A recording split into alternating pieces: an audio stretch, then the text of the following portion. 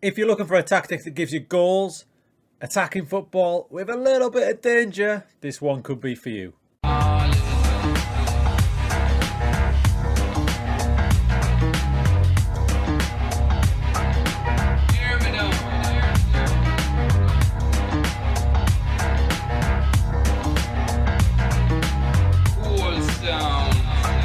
What's going on, everyone? Welcome back to the channel. It's a tactic video today with a difference. It's the box tactic. Now, we use this in FM21 to great effect. It's super narrow, it's dangerous, but my god, is it exciting. Now, what we're going to do today is I'm going to show you 3 different versions you can use.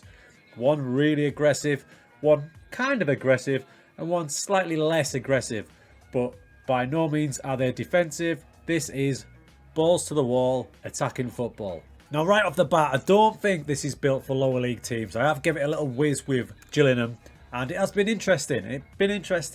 Predicted to finish 20th with Gillingham. I'll show you the league table now, and it really does sum up this tactic. So we finished 7th, which is a bit of a result. Bear in mind that Gillingham have a transfer embargo, so no players were brought in at all. They finished 7th, 13 places above where they expected to, missing out on the playoffs just, but check out the goals column, okay?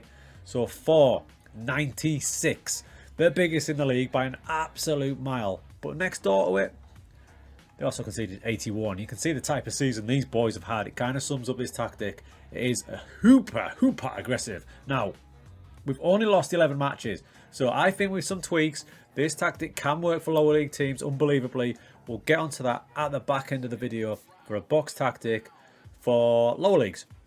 But let's start with the base tactic, the base box tactic that the other ones that we've mentioned today were built around. And we did it with Inter Milan, a full playthrough, winning Serie A, losing the Champions League final on penalties to mighty Man City, winning the Coppa Italia Coca-Cola, and winning the PS5, Xbox, Nintendo, Atari, Amiga, Super Cup as well. So a treble of sorts, really successful season.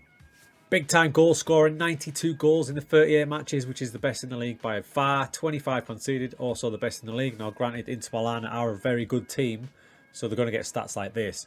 But when you watch it in match and some big time results against some big time clubs as well, you can see the tactic has got some legs. This result here, for example, against mighty Man United, they could not deal with the Inter Milan smoke. Hakan there with the free kick. We draw loads of fouls. There's Lautaro pinging it in for 2-0 after just 23 minutes. And into the second half on the counter-attack again. Lautaro's the advanced forward, whips it across the strike partner Dzeko. A solid 3-0 win in the first leg. In fact, just looking down the list of results there, you can see the goals absolutely flying in. There's 6s, there's 4s, there's 5s. Big results against some big teams as well. There's the game against Man United, Lazio beating them 5-1 there against AC Milan. The odd blip here again against Atalanta and Atletico, and a random one against Genoa, which is just a bit of one of those random ones. But down the bottom there you can see we lost the Champions League final on penalties. We probably should have took it down with the amount of shots and the XG, but it was close to a pretty invincible quality season. Your strikers are going to love you. 47 goals for Lautaro Martinez. And Edin Dzeko, at the ripe age of 36, weighs in with 25. Ladies and gentlemen, here is the box tactic for FM22. Those who used it last year will know how fun this is. With a hint of danger. Now look at the front four. The combo play. They love each other. They're out for drinks together on a night out. They're eating chicken wings. My god, the combo play from these four is outrageous. The two midfielders are enjoying each other. Even the two centre-backs are enjoying each other as well. Let's have a little closer look at the tactic, because on first impression you might think, my god, that looks narrow. Let's have a look at this. It looks narrow, but I like to bring your attention to the out of possession instructions just here. Now, much high defensive line, which is something I rarely do because of the obvious risks, but it does mean the start position of wingbacks 1 and wingback 2 is way high up. So when joining attacks, they're going to get there a lot quicker, meaning the narrow tactic is not as narrow as first seems, especially when you watch it in match. DiMarco here and Dumfries spend an awful lot of the time pretty much online with the advanced midfielders there. In fact, DiMarco clocked in a massive 15 assists. Now, my thinking behind the deep line playmaker was he's going to ping balls to the left, to the right for the wing backs to get involved, and putting another playmaker in. His role was specifically for through balls to both Martinez and Dzeko, not forgetting Correa running in that gap there, vacated by one of the advanced forwards when they drop wide, depending on what side of pitch we attack from. So I'm just going to spend a little bit of time now on the player instructions. Not too long. This is purely for you Xbox users who can't download. So we've got the wing backs there, dribble more, shoot less often. That'll be both of those. Now the centre backs, I've got them taking fewer risks because I just need them to defend. Because look at the system. They're basically in a two-man fight in defence. So take fewer risks, and I've got them marking tighter, cutting things off. Both of them are the same. Wing back right is the same as wing back left. I have my deep line playmaker taking more risks, making use of his passing ability. Now this one, quite important, ball win midfielder. I do have him on take more risks. If your ball win midfielder is not as good passing and vision wise as Barella, he's probably not going to be. You can knock that risks off if you like. In front of him, playmaker just doing his thing, not touch, shadow striker, shooting less often again, marking a bit tighter. Both advanced forwards are the same, dribbling more, shooting less often, and marking those centre backs tighter. Now a little word on the shoot less often thing. It was on my previous video because I was actually playing this tactic and we are creating so many chances.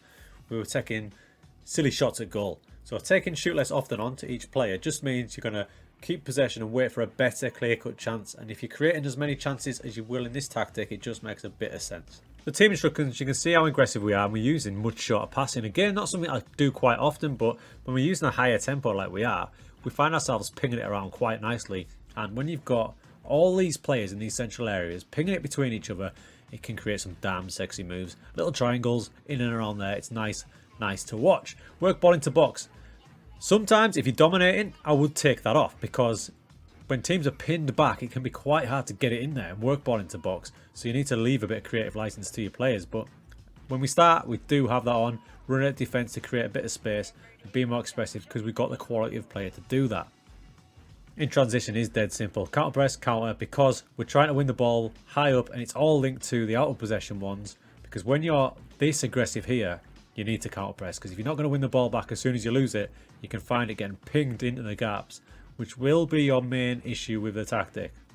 Of course, the tactic is sometimes only as good as the players playing in it. And that's why I'm cautious about suggesting that you can use this lower down. Because it does require a hell of a lot of technical ability to keep that ball passing and moving at a high tempo and wing backs bombing on. Now there are certain positions that I deem as key and the wing backs are definitely two of them because they've got a big job on. They need a good engine, they need technical ability, they need to be good crossing, dribbling, running with the ball. You're looking for players that can play as a complete wing back, but you're going to play them as wing back on support in this version. Also, very importantly, shadow striker and advanced forward. If you look at the shadow striker stats for Correa, he's scored 16 but he's also assisted 13. So you need a player who's got the vision, the off the ball of a striker, but also the vision and the flair of an advanced playmaker as well combined. And when you've got a player up front who's banging in 47 goals, obviously one of your strikers is going to be super key. You could do with two really good strikers as well, but one of them, he needs to be a standout. So that's the main version, the main box tactic for FM22. But curiosity got the better of me. I was looking at it and I thought, could we go even more aggressive? And this is where it gets interesting. I want to get to a stage where you can use this box tactic, but in your free tactic slots, you can use the 3 different versions for 3 different types of match. So let's try the ultra aggressive version next. So here is the aggressive version. Now it's Blitz Serie A. It's actually running more comfortable than the original box version. Now I simmed this season, I didn't play through with it, so there's no way I would use this tactic against some Champions League teams or away to Juve, for example. But what excites me about this is that we can use this version of the box tactic hand in hand with the other one. So games where we're chasing goals or expecting to crush the opposition, we can flip to this one and it'll do serious damage. Let's have a look at the league. So it's clear in the league table, 94 points, closed in on 100 points, 115 goals. So you can see where the aggressiveness comes from. It's conceded a few more, but they've only lost twice because they're just putting teams to the sword.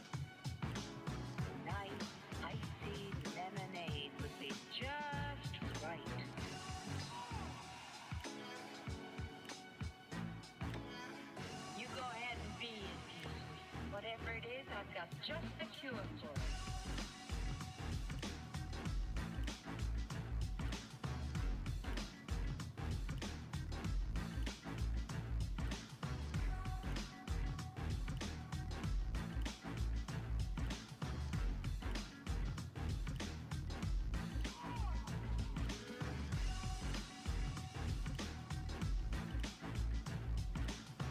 You go ahead and be it. You'll notice there's a few role changes here and there. They're more aggressive. The wing backs now are on attack. We've got a Trequartista involved as well, so less defensive work from him. And one of the strikers is now a poacher, so he's just saying, I want goals, nothing else. I'm not interested in build-up play. Goals, goals, goals. It's just that bit more aggressive. Now, PIs are all the same and team instructions are all the same. Literally all we've done, we've just made the roles more aggressive and the mentality is shot up to attacking as well. So when we're chasing a goal, like you saw that Genoa game where we won 8-0, this is the way I think we'll go. If I'm going to play a full season through, I'd like to try this one in conjunction with the other one. But wait, there is a third one, and we've tested that with a different team than Inter Milan. I tested it with Brighton in the Premier League.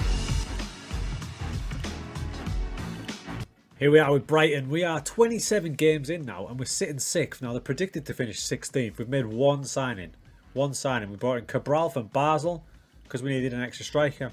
They have a wafer-thin squad, so that is something to worry about because this is pretty labour-intensive. So you need a big squad to rotate your players. But as it sits, good God, am I delighted with that. And there's been some standout results, such as this one against Chelsea away from home. Season 1 away to Chelsea, and you beat them 3-1 with the exact same shots on target, shots, possession, pretty competitive as well. It was a beautiful counter-attacking performance.